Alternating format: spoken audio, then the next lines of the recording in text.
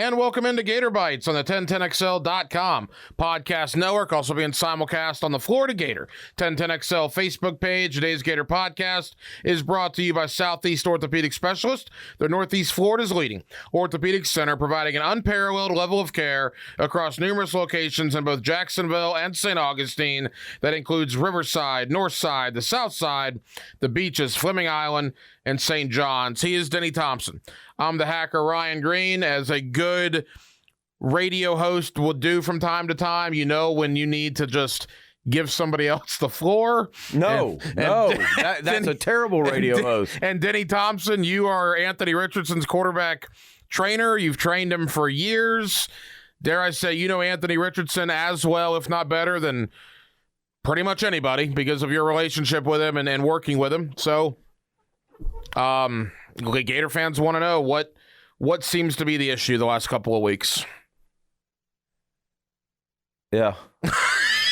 I mean, all right, in fairness, you've gotten that question about 1 million times. I have had people, I kid you not, I have had people, numerous people, call me to get to you. Dude, listen, I've had 25 people that I don't know actually call my cell phone. I guess my cell phone was on my website and something else. Yeah. It's not anymore. And nothing against you guys. Like, y'all are passionate. Cool. Right. And I've lost count on the DMs. But if it was as easy as me saying, hey, here's the issue, then it wouldn't be an issue. Right. Yeah. Right. So I don't know. I mean, all I can do at this point, and this is, what we do at 6 Points, is we don't just teach kids how to throw. This is a all hands on deck type of thing right here, right? Because there's not anything physically wrong. Like, mechanically, he's good. He's great, actually. I've been down there a couple of times, and there's not a whole lot to work on. I mean, if you looked last week, the one thing we worked the week before which was he wasn't throwing everything 100 miles an hour, right? He put some touch on the ball last week, but he knows that, right? Like that. Nobody's telling him anything he doesn't know. At the end of the day, I'm gonna simplify this. He's made 4 starts, and he's 20 years old, and this is a hard football game. This is a hard game. Football is a really hard game. Quarterback is the most difficult position in any sport in the world. He's figuring this out. Like, he's learning by fire, unfortunately for him. But he's where he is. Now, let me ask you, because there's a lot of conversation, all right? And obviously you're a lot closer to it than pretty much anybody watching or listening right now. You say it's not mechanical. Okay, so is it mental?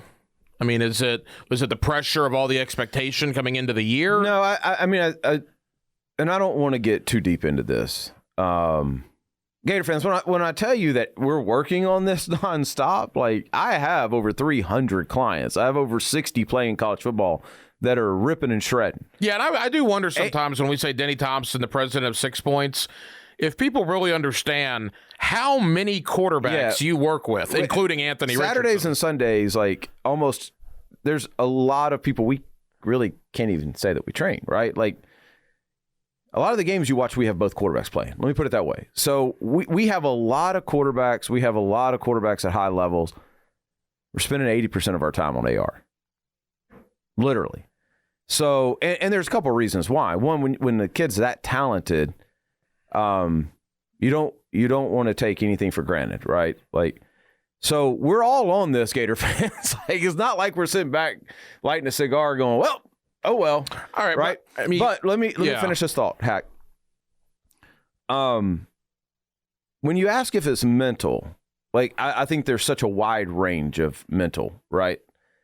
Being that he's played 4 games, that's kind of where I was going. Like, none of us are questioning anything physical. Like, is he hurt? Well, everybody's hurt. Like, literally everybody has something. He's not hurt, right? Everybody has sore ankles, knees, hips, whatever at this point. You've been through 5 weeks of camps and 3 games at this point. So, yeah, I mean, I think mentally he's got to catch up to where he is physically. and he's got to be confident in who he is and what he's doing. And we talked about this. Anthony is an introverted guy, right? And so the message at this point is like, dude, walk in and kneeling like you own the place. Mm-hmm. Take it over. Like, completely take it over. And if you F the whole thing up, so what? So what? Let's say you go out there and throw 4 picks. Okay, cool. Y'all are going to DM me. He's not on social media anymore anyway, right? Like, I'm going to send out awful tweets. Right. You know, it is what it is. And those same people, if you go out and throw 5 touchdowns and no interceptions, are going to be the ones going, I knew it. I knew that the Anthony we saw week 1. So it doesn't matter. It doesn't matter. Just you go out, you do you take this shit over, and you keep it moving. It's that simple. All right. Now, again, just an observation. I noticed this, and I've had other people mention it to me. That's why I'm going to ask you. Last year, the backflips, the having a great time, the look like he's really enjoying the game. We don't really see that this year. It doesn't look like he's having fun out there. Is that something you have noticed, or we've talked about a lot about that? Like, I mean, you get caught between maturing and, you know, what makes you. And I really never had a problem with the backflips, right? Like, I don't know why people had it, I guess because the hamstring. Well, the backflips, that was the big part, but just looking like you're having fun compared to this year. Right, but you remember Gator Nation was up in arms last year on the backflips. I think it was the hamstring thing. Yeah. But I think that might have been more of a Mullen thing than an Anthony thing, because Mullen kept saying he was hurt, and then you see him do a backflip pregame. It's like, it didn't look hurt to me. Right. And I don't. But listen, again, I say that to just say this. Like, I don't.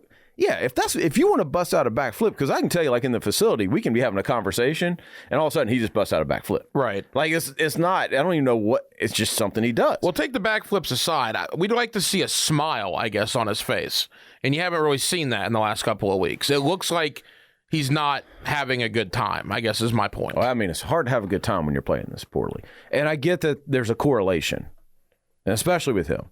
If he's smiling, if he's laughing, if he's bouncing around, he's gonna have a big day.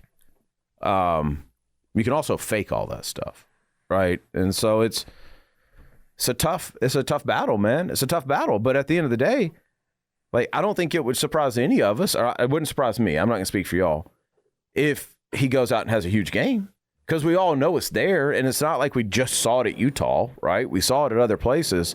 So, I mean, new team, new coaching staff, new offensive identity. A lot of things going on, starting the season off with 2 top 20 teams, probably really 2 top 15 teams, right? Mm-hmm. Let's just settle in. Let's make some plays. At the end of the day, nothing's lost. Like, at the end of the day, as bad as it was the last 2 weeks, you still control your own destiny, right? You don't want to lose Kentucky, but you run the table, you're in pretty good shape. So, and I know that's not going to happen, Gator fans. I'm just saying the mentality of this, right? At the end of the day, if they win the next 3 games and he looks fantastic, nobody's really talking about games 2 and games 3. And so I think that's the big thing, is he just needs to get to where there's not that. You can feel even like my wife has said it, she can feel it at our house, and I'm not even Anthony, the heaviness of the situation. Now, I mean, it wears on you, bro. Well, no, I totally understand. I totally get it. Talking to a lot of these athletes, as I have over the years, and former athletes at that, you have watched the film. You've probably had conversations with some of the coaches in Gainesville. You've obviously, I would assume, have talked to Anthony Richardson at some point this week. Was last week a situation where guys were open, he was missing them, he made bad decisions? I know Napier said that he checked out of the run, I guess, and threw that, back shoulder fade or whatever it was that was intercepted by South Florida in the end zone. I mean, was it poor play? Were guys not helping him like they should have? No, I don't. He didn't play as poorly this past week as he did against Kentucky from that perspective. The one that he checked out of, that was actually the right call on his part. Now, we all saw Florida was gashing him and should have just ran the ball. We saw that. They probably should have killed that check, right? But when you go in and you usually have, okay, here's our run option, here's our pass option. If they show this is what we're doing, and they showed that. So he's actually, I don't even think he got docked like grading wise on the check. It's the right check. Mm-hmm. Just a bad throw. Yeah, bad execution. Yeah, right, bad execution, and he should have run the ball. Like, like I said, kill that check at the when you send the play in. But no, I didn't think he didn't play as poorly. He didn't play good. But for me, where it came through was second series.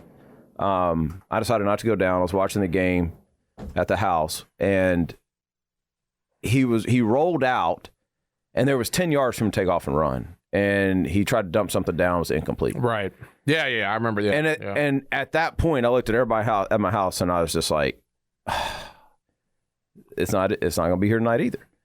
And so it's like, I need to see what I want to see is I want to see that same situation against Tennessee, and he takes off for 12. Right? Slide, get down, like all that stuff, but take off for 12. Right? And I think that's when you see, okay, he's back when he's like, okay, I can run for 12 or I can pass for 7, and he goes, I'm going to run. That's when we got the regular Anthony Richardson. I'm going to ask you the same question I asked you last week, and I think it still applies. There's nobody behind him in the quarterback depth chart.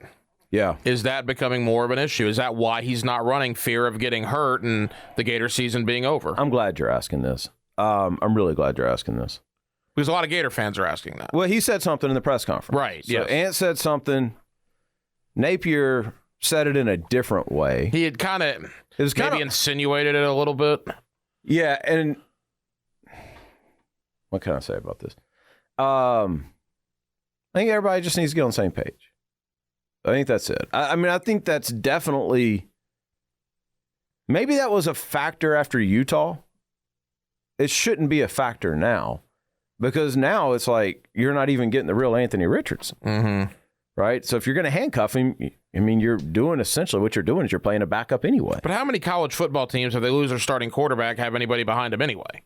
Very few. So, I mean, the guys that are running in college, the guys that are making it happen with their legs, look, I don't know what USC has behind, their guy. If their guy goes down, I have no idea, but he's running and making it happen. Yeah, and that's my point. Yeah, I mean, I just think it's one of those things where it's like, if that would have been a thing just for USF and they would have just ran the ball down their throat, won by 30, I'd be like, okay, now it's Tennessee, open it up a little bit. I think they will. But I think a little bit of that, because I have been, it's funny, I got a DM or a at this week of something about me eating crow and I'm a clown because I said last week that that the coaches weren't telling them that, and I don't know any more than the average fan. I can assure you. I know what was said. I can assure you Denny knows more than the average fan, because I've seen the people that call your cell phone during this podcast. Well, I mean, I know what was said. I think there's room for interpretation. I don't think anybody's at fault. I just think that lines of communication have opened up, and it's better. And that happens, by the way. That's not a knock. I'm still 100% pro Napier. 150%. The guy's running an incredible program down there. He's doing things that haven't been done at Florida from a recruiting perspective and even from a culture perspective. So I'm not blaming anybody on this. I just think it's a new staff. There's a lot of them. And they're trying to find out what works best for 15. Today's Gator Podcast is brought to you by Southeast Orthopedic Specialists. For the highest quality care, you can rely on Southeast Orthopedic Specialists for any orthopedic injury or concern. You can log on to their website by going to se-ortho.com, or you can listen for Southeast Orthopedic Specialist, the good doctor, Kevin Murphy, on Thursday mornings in the 7 o'clock hour with Jeff and Dan right here on 1010XL for his weekly analysis of injuries in sports. We are 15 minutes or so into this podcast. They do play Tennessee on Saturday. We're talking so much about Anthony Richardson. Oh, by the way, College Game Day is going to be in Knoxville, a battle of two top 20 teams. Anthony's never started a true road game. He's going in front of 100,000 at Neyland. Let's begin right there. The environment in Knoxville, they smell blood in the water. Talking to people in Knoxville, they are ready for the Gators. How much has Florida worked with Anthony on that environment on Saturday and what he's going to have to deal with? I don't know. I'm not sure. I don't know the answer to that, but I think it's good. I think it's good to get out of Gainesville, just because he's from there, right? He's from that's Gainesville. Interesting. Just kind of get away and then play a road game, backs against the wall type thing. Yeah, and this is like you're not in front of friends and family. You don't have 60 ticket requests. You don't have all this other kind of stuff going on. You just hop on a plane. spend the night. You're the bad guy. Go play, right? Try to be the Joker, right? That. I think it could work out well. Tennessee's a good football team. And if you remember when we first started talking about these first 4 games, this was the one that I said really worried me. Yeah. Just because if you have 3 and outs against Tennessee, if you don't sustain drives, you're in trouble. Because there's only so much your defense is going to be able to hold up against. Now, if you sustain drives and you can get them off the field in 3, 4 or 5 times, you may I'm not talking about Florida, I'm talking about anybody. You may blow them out, but you just as easily could get blown out. So I think the energy is going to be awesome. I think it's something Florida will feed off of. I think in some ways it helps this Florida team. Going on the road into a hostile environment can bond you as a team quicker than anything else. And they haven't had that yet, right? And so they're all feeling the pressure, all that kind of stuff. If you treat this the right way, you can go on the road and make something out of this. You know, it's interesting, too, because, look, I'm going back and forth, honestly. I hear Gator fans saying, and I got buddies of mine, oh, Florida doesn't have a chance in Knoxville, and Tennessee's going to beat them by, 20-plus. Look, I'm never going to be confused for being an ultra-positive Gator guy. Go back to our conversation before the Utah game, all right, if you want any proof of that. But I don't get the narrative that Florida has no chance. Look, this Tennessee team had to go to overtime to beat Pitt. Pitt, to me, is an average football team. I think Pitt survived Western Michigan last week by a touchdown, and they've beat 2 MAC teams to death in Ball State and Akron. I look at Tennessee, and I look at Florida, and I think, all right, if Florida can get this game into the second half, maybe that crowd, maybe those Tennessee players start thinking, oh, no, here we go again, with all the beatings that Florida's got them. Look, at some point, Tennessee's going to win a football game against Florida. It hasn't happened in 6 years. It's only happened once in the last 17 years. This looks like a prime example of it, but get the game into the fourth quarter, and odd things have seemingly happened in Florida's favor in this rivalry. Yeah, it's not one of those games either because I think Hendon Hooker does a really good job of taking care of the ball. So it's not one of those games where you can go in and go, okay, let's go create, +3 in the turnover margin. I don't think you can count on that. I think what I said earlier, and I think what you said, there's only one team that I look at Florida's schedule that they have no chance at. That's Georgia. Yeah. Right? But Tennessee, I don't even know what the line is. I think it's 10. I think it's 10. Tennessee 10, yeah. Which I would take Florida in the points. Would you? Yeah. That seems about right to me, about 10. But I look at this and it's like, okay, I mean, if I want to bet straight up, I would. Like, I would just to see what kind of happens. But if Florida can control the line of scrimmage, they can win the game. But that's got to happen, right? Control the line of scrimmage, make good decisions with the ball in your hand, don't throw it to the other team, and be the nuisance that everybody knows you can be, right? If that happens, then Florida can easily win this football game. We spent so much time talking about Anthony Richardson. I got to tell you, those 2 young running backs, Naquan Wright as well, but I want to focus on Etienne and Montrell Johnson. Whew. Boy, Florida's got 2 pretty good tailbacks for the next 2 years at least. You see the stats that somebody put out yesterday about 10-plus yard runs? Did y'all see that? No. I want to say Naquan Wright has 1. Etienne has like 9 already. Yeah. 2 has like 10 or 11 already. Johnson and Etienne are both averaging like 9 yards a carry or something insane. There's so much talent in that quarterback room or that running back room. Like it's you got to get those guys going. How did Montrell Johnson, no offense to the Ragin' Cajuns, all right, how did he end up there with the player and the capabilities he has? I saw a kid last week at Trinity, and this is how. Is this kid that I saw at Trinity, number 4, sorry, I don't remember his name, unbelievable. And it was like, I come out of that game, I'm like, what does he have going on? And they're like, about to get FAMU, and he's got something else. I'm like, wow. Size, measurables. Like college recruiters going in and going, yeah, he's electric, but he ain't the right size. And, a lot of times they're wrong on that. Yeah. Montrell Johnson's been By the way, most of the time they're right. I mean, but you're right about Trevor Etienne's been great. And that's the thing. I mean, Anthony has a good offensive line. He's got a good running game. Are the receivers doing him any favors? Are the receivers playing well enough? They're not creating a ton of separation, but that's not the reason. You know what I mean? Like, it is stressful to throw into tight windows for an entire game. I personally, they got to find a way to get an outside receiver has to become a force. They got to get Pearsall more involved. Is he an outside guy or is he more a slot guy? He's a slot guy. Yeah. That's what I'm saying. They got to find an outside guy. So you got to get Xavier Henderson. I mean, that's your answer. Henderson, shorter, whatever. I don't care. Like somebody, one of those big bodies has got to be a threat, which is going to open up Pearsall a little bit more. And we got to get something out of the tight end. Yeah. And I say that knowing that Anthony hasn't played well enough to get everybody involved yet. So maybe they have that. We just got to see it all come together. I thought it was a big deal when it happened, but it's come to fruition. Losing Kamari Gamble was a big deal. I when agree. he went to UCF, that was bad because, I mean, look, weird, Keon too. Zipperer is just, quite frankly, he's not Kamari Gamble. And that really, really hurt Florida. And it's obvious the Gators just simply don't have a lot right now at the tight end position. Yeah, I mean, I don't. Well, they got Elksness, who isn't playing yet from this area. Odom. Yeah, Odom. Yeah, and even like Whittemore. Get him a little more involved. Yeah. Like he made some big plays last year. Or Jaquavion Frazier's. Where's he at? I mean, I think they're still trying to find a rhythm. I'm going to give them the benefit of the doubt. Gator fans, I know, like I've heard you. I know you're ready to fire Napier 3 games in. Oh, that's ridiculous. Just unbelievable to me. I can show you DMs that I've gotten of Napier's not our guy. Like, head explode. That to me is just so stupid. Yeah. It's such a waste of. But I promise you, in 3 games, like they have a good sense of what they can and can't do. And I know the sky's falling and all that kind of stuff, but when we started this thing, everybody said, man, if they can go 2-2 in those first 4, that means they picked off one of the ones they shouldn't beat.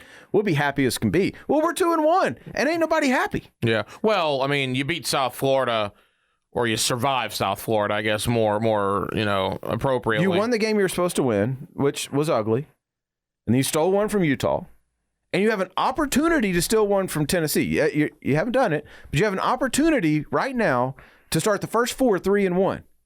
If you wouldn't have signed up for that, if you're telling me now you wouldn't have signed up for that in August, you're lying, because all of y'all, talking to y'all into the camera, all of y'all told me, man, if we can win 2 of these first 4, we're cooking. Yeah. No, I agree. You're not wrong about that. Really quick, because I want to look around the rest of the SEC, and then we'll give our prediction on the Gators and the Volunteers. Hendon Hooker, we talked about him last week. You mentioned him briefly there.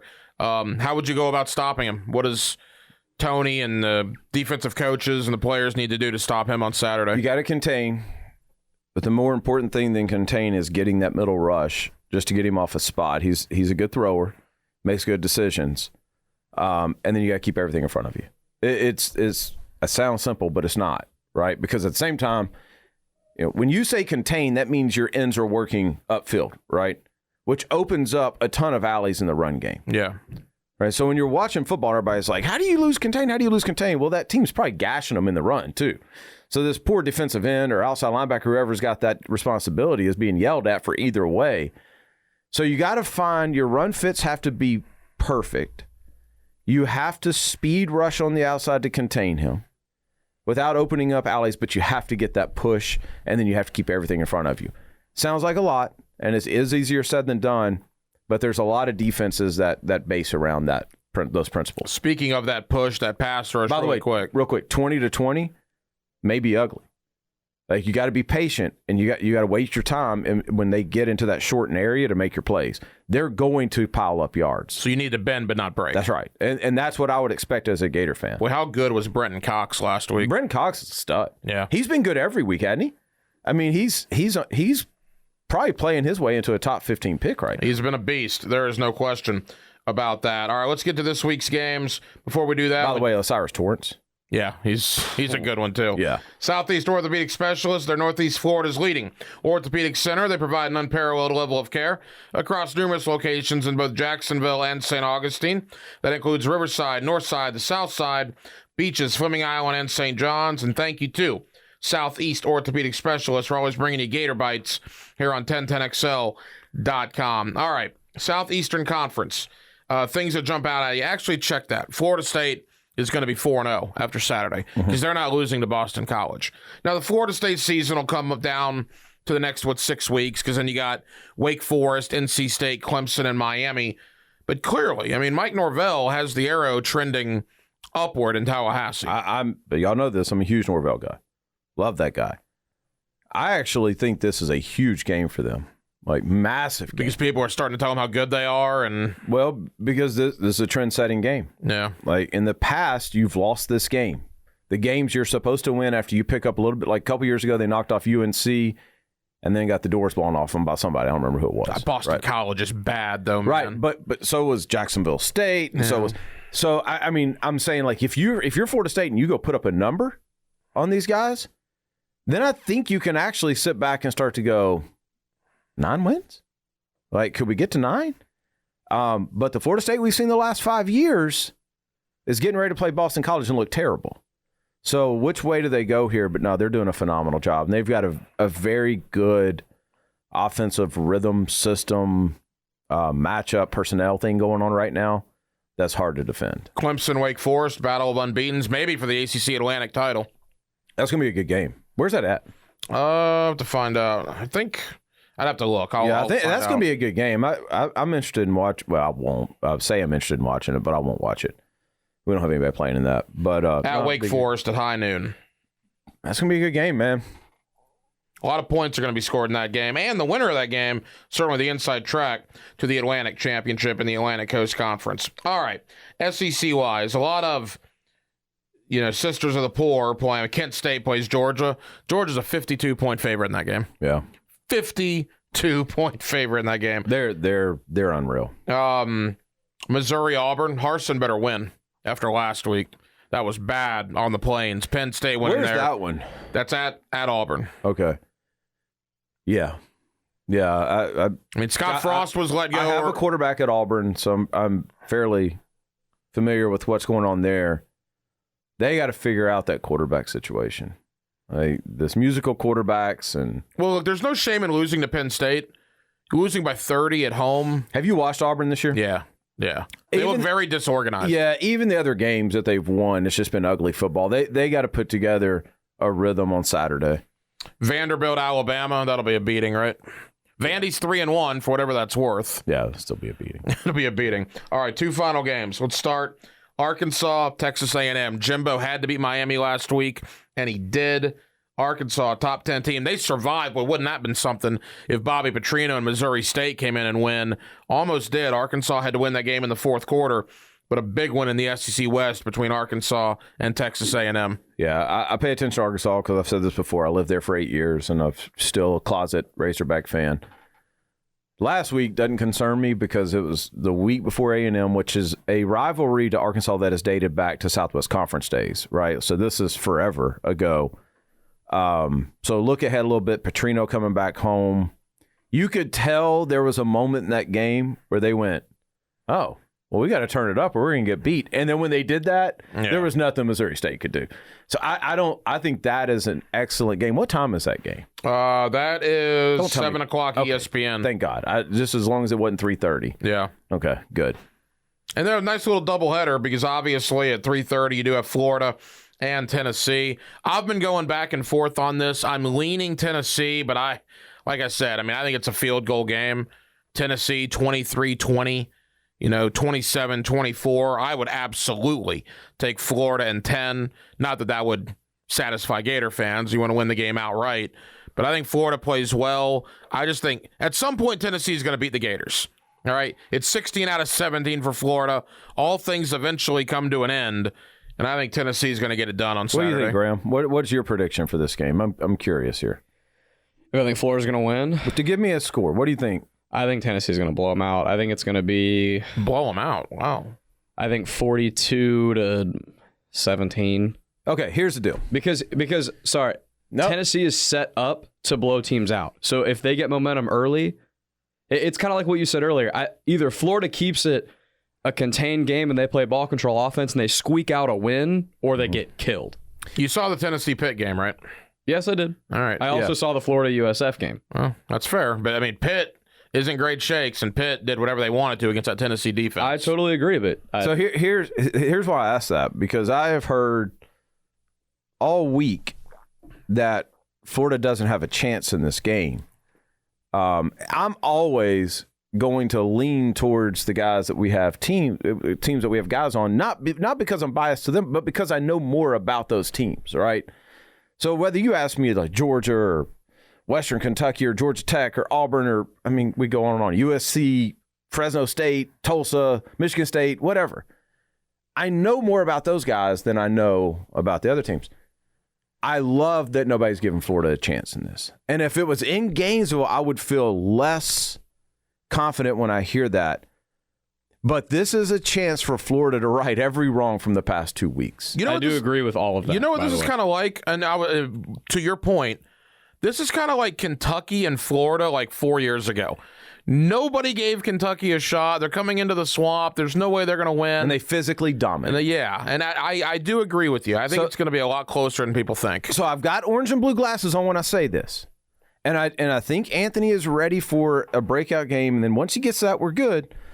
I actually think that Florida wins something in the neighborhood of like 38-21. You think You think Florida goes in there and wins by 3 possessions? Follow me on this. I'm following you, my man. You could flip those, and I'd be like, yeah, you're right. Like that. I am not stubborn about this. I'm stubborn about some things. I'm not stubborn about this. I just like the way this sets up. I like the way that I'm putting myself in Billy Napier's shoes. And the air's heavy at Florida right now, and fans are crazy. And what you thought you had 2 weeks ago has been blown up. There is not a better situation that you could find yourself in than going on the road in one of the most hostile environments against one of your most hated rivals, where everybody says you don't have a chance. If you can't bring the team together there, you can't bring the team together this year. I'm not saying it can't happen later. It is an ideal situation. If this was Georgia, I wouldn't be saying this. Right. Because Georgia's just better. Right? Tennessee's playing better. If Florida goes in there and wins, the air that will be let out of the balloon in Knoxville will be unbelievable. I agree. It would be a huge disappointment. And if you're a Tennessee fan listening to this, don't get me wrong, because I don't need another fan base hating me. My own already hates me. So don't get me wrong. It's like I wouldn't bet that. I'm just listening to everybody else and going, this sets up pretty damn good for Florida. I like that perspective because I agree. I have Gator alumni buddies, and quite a few of them actually. Oh my gosh, Hail Caesar for those about to be slaughtered is basically what they're telling me. Tennessee by 20, Tennessee by 30. Look, I'm picking Tennessee to win, but like I said, I think it's 23-20. I think it's 26-23. I think it's very, very close. I can see your scenario, and your scenario is kind of like mine. Get them into the second half, have a couple of things go against them, and that stadium's going to get awful worried awful quick. See, my scenario is this. My scenario is you'll know in the first 10 minutes. See, I think you got to survive the first 10 minutes. I think you got to come out firing. I think you have to come out, and if you make the mistakes, you make the mistakes. If you have to try to battle back, you better try to battle back. You have got to get this team, not 15, but the whole team, you got to get them some swagger. And you got to go into that other place, and you got to tell them you own this field, right? And you got to coach that way. You can't coach uptight with a team who's playing uptight. You have got to let them let it all hang out, balls to the wall, let's go. Boy, if they were to beat Tennessee, that would cure a lot of wrongs. We'll see. College game day will be there. By the way, I can already tell you that. Everybody on game day is going to pick Tennessee. Everybody is. It's going to be all big orange. I'm sure Corso will have the volunteer musket or whatever. Really? I saw that on Facebook. But then I saw somebody come back and say it wasn't. Yeah, I don't know. The celebrity guest I saw was Spurrier. That's going to be funny. Yeah, but they're going to boo him. I know, that's what's going to be funny. That's what's going to be funny. Interesting. Well, look, it's going to be a great game. It's obviously one of the biggest games in the country. Game day will be there. You'll hear the game right here on 1010XL, and Denny and I will be back next week to review it and then get ready for just an absolutely enormous game against what is like Eastern Washington or something next week. That'll be a lot of fun. By the way, I never had any idea how many people listen to this. Oh, Gator Bytes? Yeah. Oh, man. Yeah. No, Thank you guys for listening. When I have people in Gainesville and Orlando, mind you, calling me to get to you to talk about Anthony Richardson, y'all need to do that. I had a pretty good idea. But no, thank y'all for listening. Most of y'all. Yeah. Well, we certainly do appreciate it. All right. You got Florida 38-21. I got Tennessee by a field goal. I hope you're right. That is Denny Thompson. I'm the hacker Ryan Green. Thank you for watching and listening to Gator Bytes on 1010XL.com and the Florida Gator 1010XL Facebook page. We will be back next Thursday to do it all over again.